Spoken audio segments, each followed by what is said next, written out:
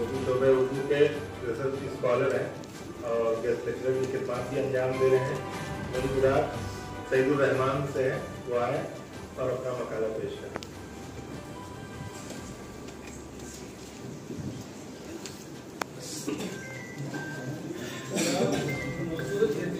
अदब के फरोग में अवधपंच का हिस्सा। अवधपंच का नाम उमूमी तौर पर तंज़ो मज़ाह के हवाले से लिया जाता है और जब उर्दू अदब में इख्तिजाज व मज़ाहमत का जिक्र आता है तो भी तमाम असनाफ़े सुखन में अवधपंच का नाम जरी हरफों में मज़कूर होता है। यही वो पहला रिसाला या अखबार है जिसने मुनज़्ज़म अंदाज में तंज़ो मज़ाह के पैराए में नौ आबादियाती सिस्टम के खिलाफ लिखा और उस वक्त की तर्ज़े सियासत, मगरबी तहज़ीब व तमद्दुन के यलगार और मजहबी तसादुम और माशरती व सियासी निफाक के खिलाफ सदाए एहतिजाज बुलंद की।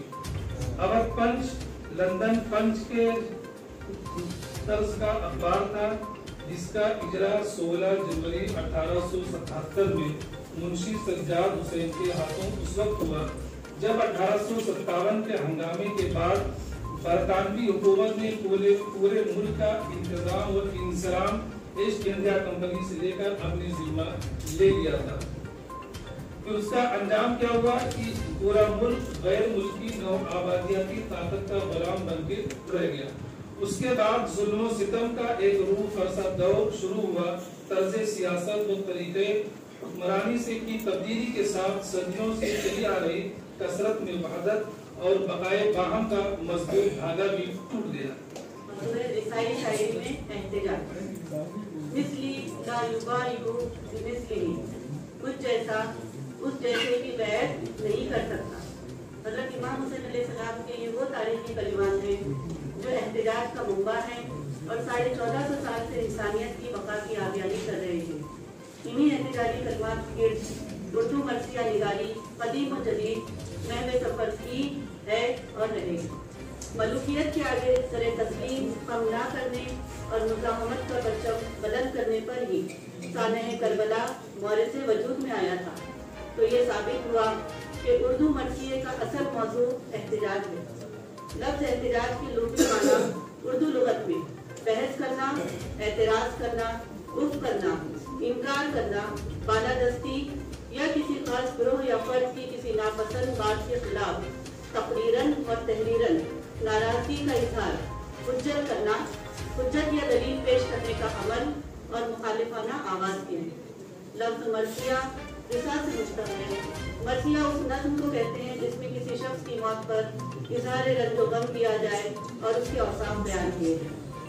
इंसानी शऊर एहतिजाज के लिए क्यों कर बेदार हुआ, एक तहकीक और दिक्कत तलब मौजू है। इससे पता नजर करते हुए इस मकाले में सिर्फ रिसाई शायरी में एहतिजाजी अनासिर का जायजा पेश किया गया है। यहाँ ये कहना गलत ना होगा कि उर्दू मर्सिया आया वो रिवायती हो या जदीद, जुल्म के खिलाफ एहतिजाज और मुसीबतों का सामना करने में अखलाकी तौर पर मुईन और मददगार साबित होते हैं और जिहाद जिंदगानी से नबुल आज़मा होने का हुनर भी सिखाते हैं। अदब और एहतिजाज के माबैन ताल्लुक की प्रोफेसर कमर रईस ने इन अल्फाज में तारीफ बयान की है। अदब की तख्लीक और महर्रिकात के बारे में फलसफे और नजरिए अपनी जगह। अदब की तारीख और अमल पर नजर डालें तो इस हकीकत से इनकार मुश्किल होगा कि अदब का एक कौमी महर्रिक इख्तिलाफात और इन्हिराफ का जज्बा भी है। अदब में मज़ाहमत, सिंधी अदब में मज़ाहमत, सिंधियों की मज़ाहमत भी कुछ बंगालियों की तरह रही है। एक ही मजहब की बुनियाद पर सिंधियों ने ये तो कबूल कर लिया कि हम हिंदुस्तान से अलग होकर मुसलमानों के लिए बनने वाले पाकिस्तान का हिस्सा बनेंगे, लेकिन उन्हें ये नहीं मालूम था कि आज़ादी से पहले उनके ऊपर गोरे हुक्मरानी करते थे और आज़ादी के बाद पंजाबी और महाजरों की शक्ल में नए आका लाद दिए जाएंगे। असेंबली ने 1943 में पाकिस्तान का हिस्सा बनने के हक में करारदाद पास की थी, लेकिन जब 1947 में बंटवारा हुआ तब एक तो हिंदुस्तान से आने वाली पूरी आबादी को सिंध में बसाया गया और जो भी नौकरियां हिंदू सरशाही के भारत मुंतकिल होने पर खाली हुई उन पर भी पंजाबियों और मुहाजिरों ने कब्जा कर लिया होता है। इन जराये के जरिए कौमी व बैन अक़वामी खबरें तहरीर की शक्ल में हम तक पहुंचाती है, चाहे ज़माना कबूतर के पंख से लिखने वाला हो या बॉल पेन की इंक या कंप्यूटर के कीबोर्ड तक का हो, हमें खबर आसानी दस्तियाब। लेकिन इमरजेंसी क्या है, इसकी तारीख क्या है, इस बाबत अगर बात की जाए तो कानून ये बताता है कि अगर सदर को महसूस होता है कि मुल्क को अंदरूनी या माशी खतरात हो सकते हैं तो कई तरह की पाबंदियां ऐड कर सकता है, जिसे इमरजेंसी कहा जाता है। ये पाबंदी नकल व मकानी इज़हार राय की आज़ादी वगैरह की सूरत में होती है। 1975 से पहले भी मुल्क को 2 बार इमरजेंसी का सामना करना पड़ा था। आज़ादी के बाद पहली इमरजेंसी 1962 में भारत और चीन की सरहदी तनाज़े पर हुई जंग के दौरान लगाई गई थी और दूसरी 1971 में हिंदुस्तान और पाकिस्तान के बीच हुई जंग के नतीजे में लगाई गई। और तीसरी इमरजेंसी 26 जून 1975 को सदर फखरुद्दीन अली अहमद ने आईन आर्टिकल 352 के तहत दाखिली हंगामी हालात का ऐलान किया और सदारती ऐलान में कहा कि अंदरूनी खदशात से हिंदुस्तान की सलामती को खतरा है। और इस दिन की सुबह 7 बजे मुल्क की वज़ीर आज़म इंदिरा गांधी ने ऑल इंडिया रेडियो पर मुखातिब करते हुए इमरजेंसी नाफिज करने के फैसले के बारे में अपनी वजाहत पेश करते हुए कहा कि इनके खिलाफ एक वसी साजिश रची गई थी ताकि उन्हें हिंदुस्तान के फायदे की तरक्की पसंद इक़दामात से रोका जा सके। तलवार से ज़्यादा होती है। बचपन में 20 मरतबा ये कहावत सुनी होगी, लेकिन उस वक्त हमारा तिफलाना जहन ये बात समझने से कासिर था कि भला एक छोटे से कलम की एक तेज़ धार तलवार के सामने क्या हकीकत। लेकिन शऊर की सीढ़ियाँ चढ़ते चढ़ते इस हकीकत से आगाही हुई कि कुर्रे अर्ज़ पर रोनुमा होने वाले बड़े बड़े इनकलाबात इसी कलम की मरहून मिन्नत है। घरेलू, समाजी, माशरती निज़ाम से लेकर सियासी और बैनुल अक़वामी सतह पर होने वाले हर तरह के जुल्म इस्तेहसाल और अदम मसावात को शायरों और अदीबों ने एहतजाज के रंगों से मुज़य्यन करके इसी कलम के सहारे दुनिया को रोशनास करवाया। यानी ये कहना ज़्यादा दुरुस्त होगा कि मज़ाहमत और एहतजाज ने अदब की तख्लीक की। एहतजाजी अदब हर ज़ुबान में पाया जाता है, इस तरह उर्दू अदब में भी इसकी कमी नहीं। उर्दू अदब ने माजी में हमें अल्लामा इकबाल, नज़ीर अकबर आबादी, फ़िराक गोरखपुरी, सरदार जाफ़री, फैज़ अहमद फैज़ और अहमद फराज जैसे कई अजीम शायर अता किए, लेकिन जो एहतजाज हबीब जालिब की शायरी में पाया जाता है वो बहुत कम शायरों में पाया जाता है। हामी नहीं बना। इसी असना में जब हम फैज़ अहमद फैज़ की शायरी का मुताला करते हैं तो हमें फैज़ की शायरी में जहाँ मुख्तलिफ़ रंगों के हसीन इम्तजाज की खूबसूरत कौसे कज़ा दिखाई देती है, वहीं आपकी शायरी में रंगे एहतजाज भी नुमाया है। फैज़ की शायरी उनके अंदर मौजूद एक हसास शायर और बेखौफ इंसान होने की निशानी है। शायद इसी जुरात तकल्लुम, हकीकत बयानी, सियासी हुकूमत और हुक्मरानों के हुजूर गूंगे बहरे माशरे की ज़ुबान और कान बनने की उन्हें कैदोबंद की सऊबतों से भी आशना करा दिया गया और कई अरसे तक असीर कफ़स रखा। फैज़ ने अपनी शायरी में सिर्फ रस्मी एहतजाज नहीं किया, बल्कि उनकी शायरी में जो एहतजाज है वो फितरी और जुरात अंगेज़ है।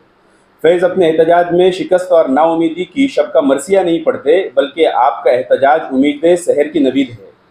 डॉक्टर लद मिला वासी लिबा कहते हैं कोट कि फैज़ की शायरी में लफ्ज़ सहर का इस्तेमाल अक्सर लफ्ज़ उम्मीद के साथ होता है, या फिर अगर उम्मीद का जिक्र भी नहीं होता फिर भी उसका बल्कि एक यकीन का जज्बा ज़रूर पैदा हो जाता है।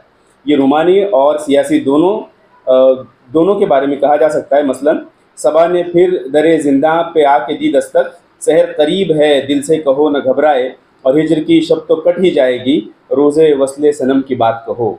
या नज़्म का एक मिसरा कि सुबह होने को है ए दिले बेताब है अनकोट। फैज़ का एहतजाज फ़लसफियाना और हकीकत का गम्माज़ है। आपकी शायरी में नवीद सहर की आमद है। फैज़ कहते हैं कि ये सच है कि हमारे अतराफ़ जुल्म व सितम, तड़प, दर्द, मुफलिसी, मजबूरियों के बादल छाए हुए तो ज़रूर हैं, लेकिन जल्द ये बादल छट जाएंगे। सादत हसन मंटो के अफसानों में एहतजाज। मंटो, ये नाम सुनते ही कान खड़े हो जाते हैं, कुछ लोगों की सांसें थम जाती हैं, जबकि बाज़ की हथौड़ियों में पानी भर जाता है। कुछ नाक मुँह चढ़ाते हैं और कुछ तो कुफ्र का फतवा सादिर कर देते हैं। खैर, जिसका जैसा मयार वैसी बातें। मंटो से मेरी पहली मुलाकात 10वीं जमात में हुई थी। 10वीं जमात की उर्दू की निसाबी कुतुब में मंटो का एक अफसाना टोबा टेक सिंह शामिल था। तकसीम हिंद और बंटवारे के तनाजुर में लिखा गया यह अफसाना कारी को हंसते हंसते रुला देता है। बिलखुसूस बिशन सिंह उर्फ टोबा टेक सिंह नामी मरकज़ी किरदार के ज़बान से निकला ये जुमला बार बार जहन में गर्दिश करता रहता है। कोट ओ पुड़दी गुड़गुड़दी अनेक्स भी बेध्याना दी मिंग दी wall of the Toba Tek Singh unquote. ये मुकालमा आज भी मेरे जहन के किसी गोशे में महफूज है और जब भी किसी पंजाबी उम्रदराज शख्स से मिलता हूँ तो बिशन सिंह का किरदार आंखों के सामने आ जाता है। इस अफसाने में बिशन सिंह की लड़की का जिक्र भी मिलता है। बिशन सिंह जब पागल हुआ था उन दिनों उसकी बेटी बहुत छोटी थी। उसे पागल खाने में दाखिल हुए 15 बरस से ज़ायद का अरसा बीत चुका है। इस दौरान उसकी छोटी सी बच्ची जवान हो गई है। जवान बेटी अब भी मुलाकात के वक्त अपने पागल बाप को देखकर आंसू बहाती है। अफसाने का यह हिस्सा मुख्तसर है मगर इस हिस्से से बाप और बेटी की मोहब्बत के रिश्ते की तड़प को महसूस किया जा सकता है।